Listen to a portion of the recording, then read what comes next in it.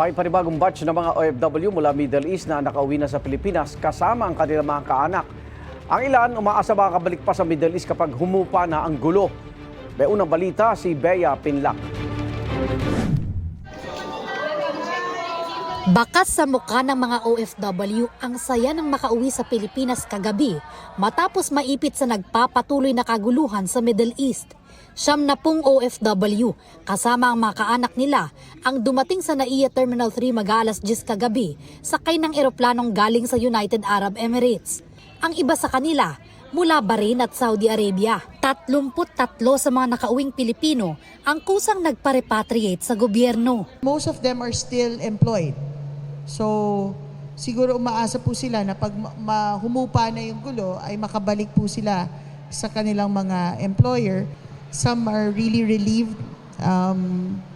May nag-approach, siguro ma-share ko yung nag-approach sa akin na umiiyak.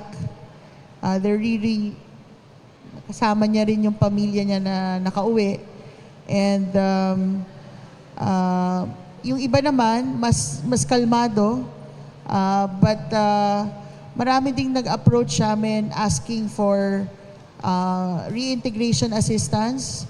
The youngest that I saw was a month-old baby. There are about 3 or 4 kids na nakita ko.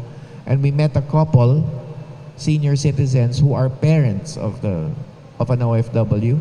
So yun, counted yung dalawang yun as dependents. Sa datos ng DMW, mahigit 400 OFW na at dependents nila ang nakauwi sa Pilipinas galing Middle East simula noong March 5. Ang isa raw sa mga hamon sa repatriation.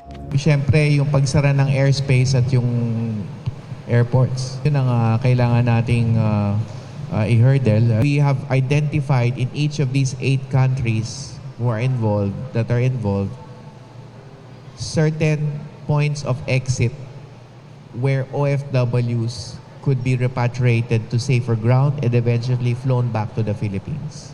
Hindi rin daw basta-bastang makakapagpadala ng barko ng Philippine Navy para tumulong sa pag-repatriate sa mga Pinoy. It takes longer to journey by sea, that's one. And then yung second nga, it's not advisable at this stage to have a presence of another military vehicle or ship. Another military presence from another country might complicate the situation.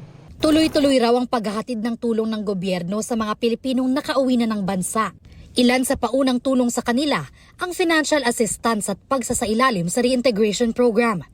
We have already sent rapid response teams or people on the ground in critical areas to set up logistics.